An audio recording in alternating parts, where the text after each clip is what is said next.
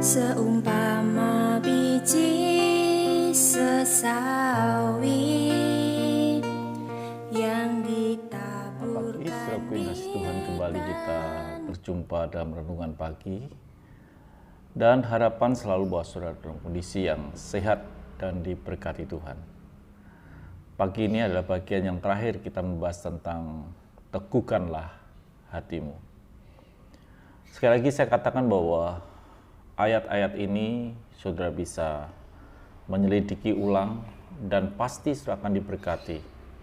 Di bagian kecil yang saya bisa tahu dan saya coba untuk menyampaikan kepada saudara. Tetaplah saudara selidiki akan kebenaran ini supaya saudara mendapatkan sesuatu yang lebih baik. Di bagian terakhir kita akan melihat yaitu di Yosua 1 ayat yang ke-9.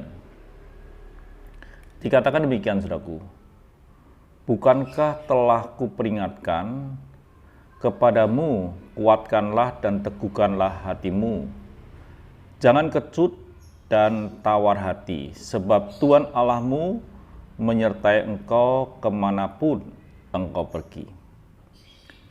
Kalimat ini mengandung arti bahwa perjalanan yang dilampaui oleh Yosua itu bukan perjalanan yang sekedar berjalan. Ada sesuatu yang dia harus hadapi dalam perjalanan ini.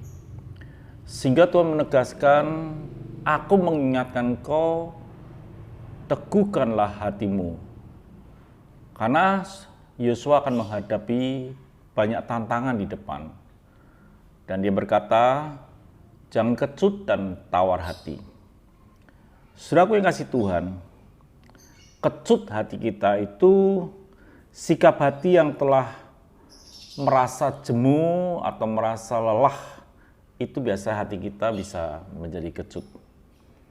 Dan kalau tawar hati itu adalah ungkapan, sebuah ungkapan dalam hati kita bahwa tidak adanya semangat lagi, tidak adanya rasa kemauan untuk maju lagi. Hilangnya sebuah keberanian atau rasa kecewa dan putus asa. Dan itu tidak boleh terjadi di dalam kehidupan kita. Rasa kecut dan rasa tawar hati. Orang yang tawar hati adalah orang yang kalah sebelum berperang. Menghadapi sesuatu, belum kita mencoba, kita sudah kalah. Sehingga kita merasakan tawar hati. Sehingga Tuhan berkata, tidak perlu tawar hati dan tidak perlu hati kita menjadi kecut. Karena apa? Janji Tuhan berkata bahwa aku menyertai engkau kemana engkau pergi. Jadi perjalanan kita ini tidak sendirian. Perjalanan kita ini sedang disertai oleh Tuhan yang mengutus kita.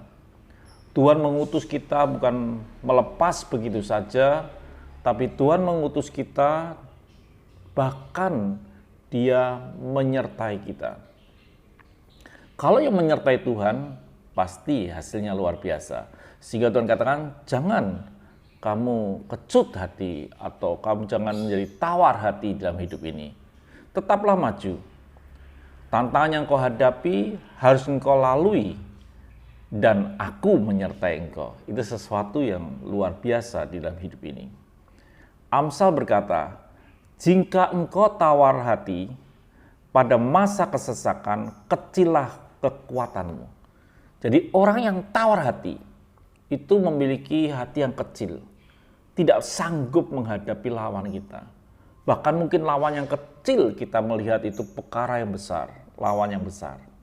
Tetapi kalau kita mempunyai hati yang besar, maka ketika kita melihat lawan besar, kita bisa melihat lawan itu menjadi kecil.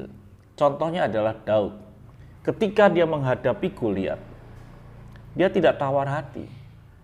Saul tawar hati, tapi Daud tidak tawar hati. Sehingga Daud bisa menghadapi Goliat, Daud bisa mengalahkan Goliat karena Daud disertai Tuhan dan dia tahu bahwa dia orang yang akan menang. Jadi saya harap saudara kasih Tuhan dalam hidup ini bahwa saudara tidak tawar hati. Karena ketika saudara tawar hati, maka kecillah kekuatan kita.